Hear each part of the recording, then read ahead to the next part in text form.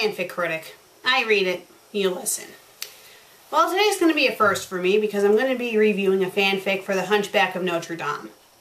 And no, I'm not talking about the Disney movie, nor am I talking about any of the other movies of the Hunchback of Notre Dame. I'm going to be reading a fanfic based off of the book of the Hunchback of Notre Dame, which I haven't read. But I'm going to assume it's kind of like the Disney version, but a lot different. Yeah. Let's move on. Okay, the fanfic is called The Bell Ringing Angel by .emo.gypsy. A lot of ... dots. It's rated K, it's in English, it's spiritual tragedy, and it has 6 reviews. So let's not waste any time. The Bell Ringing Angel. The story begins about 8 years after the tragic story of the heroic bell ringer of the Grand Cathedral of Notre Dame in Paris. It is a short tale about how one girl was enchanted by the mysterious bell ringer and how he inspires her dreams, indeed her entire childhood and life. Sad this story may be, if you read it, you may agree that this is mainly about dreams and hope. The bells rang out in the dead of night. They brought character to the city of Paris. Even though the city was asleep, the voices of the bells did not go unnoticed. For in one house, just an ordinary insignificant house, someone heard their song. Lying in her bed was a girl aged about 16 by the name of Marie, listening intensely to the symphony of bells of Notre Dame. A tear trickled down her cheek when she heard them. They were dead. As a child, Marie had always heard of the chime of the bells. From the first time she heard their delightful sound, she was in love. When she was very small, she thought that the bells were enchanted and rung on their own accord, but when she got older, she heard people talking about a mysterious bell ringer. When she heard this, she pondered over it. Every day she thought about the mysterious bell ringer and came to the conclusion that he must be an angel. Don't you mean an angel? Throughout her childhood, she had an obsession with angels as well as church bells.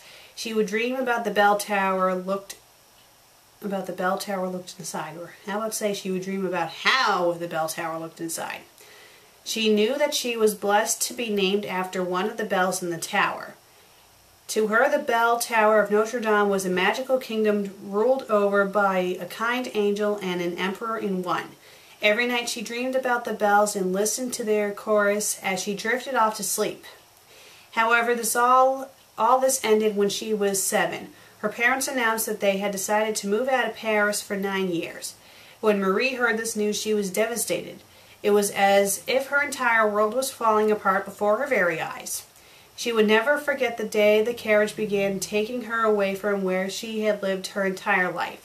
The bells that rung out on that day sounded even more beautiful than usually, as if her angel, the bell ringer, was saying farewell, and this was how Marie always remembered the bells of Notre Dame.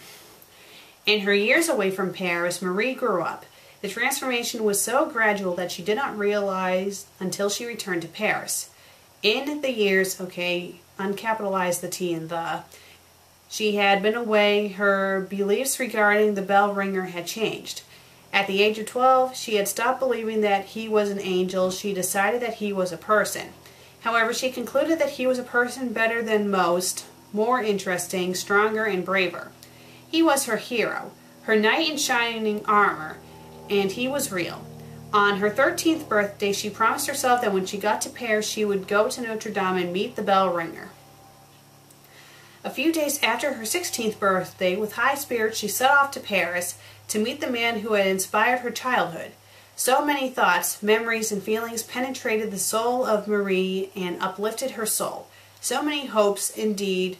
Her dreams were to be found in Paris. She entered the gate with the excitement and knowledge that the bells would be ringing any moment now. Suddenly came a sound. It was the bells. However, Mary's joy ended as aptly as it began. They were not the heavenly sounds that she heard when she was 9 years old before. Something was missing. We shall end in the same place as we begun.